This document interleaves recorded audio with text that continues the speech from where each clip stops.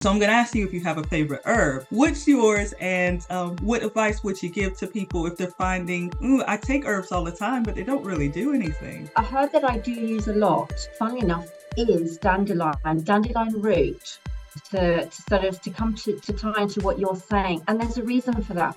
The dandelion root is a really good and effective liver herb, and working with digestion as well. So probably why you're getting quite a lot of benefit from taking dandelion is precisely for that reason, is that it's working on improving the sort of detoxification aspects of the liver.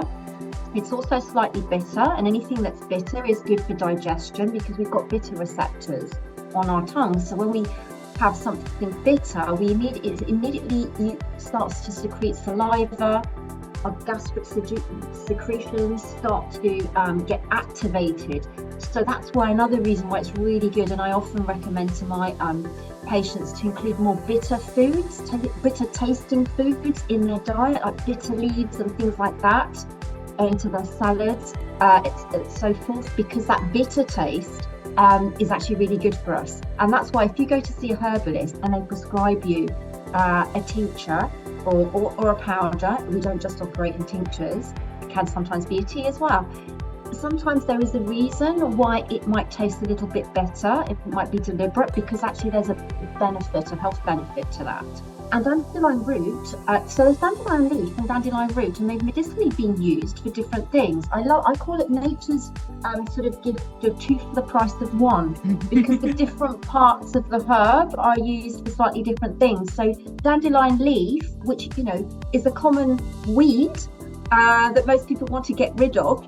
Please don't get rid of the dandelions if you see them in your gardens. They're really medicinally potent. So in the spring, when they're sort of they're up and growing, you can have it as an edible. So you can pick it and have it as a salad, like a rocket leaf. You treat it in exactly the same way. But dandelion leaves, you can dry it and have it as a tea, and it's a good diuretic. So often it's very good for people who've got, water retention, puffy ankles, puffy sort of swollen ankles and puffy knees and so forth. So it's a really good diuretic, so it helps you to pass water more quickly. And the root, which we harvest in the autumn, is fantastic for the liver. It also really helps with sorry, I'm sounding like I'm rambling. No, it's perfect. Keep going.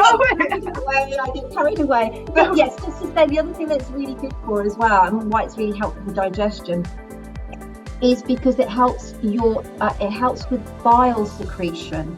So your liver makes bile and your gallbladder stores bile. So when you have dandelion root, it just helps stimulate that secretion of bile. And that's another reason why it's really good for your digestion too.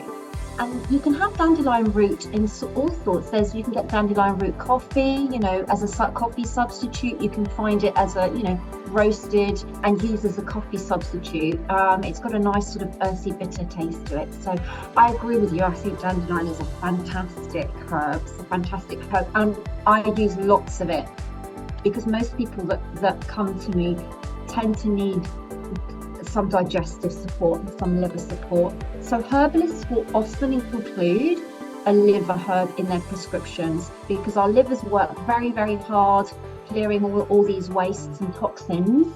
And so, we're quite overburdened with it, with daily living and toxicity. So we generally include some sort of liver herb usually in a prescription.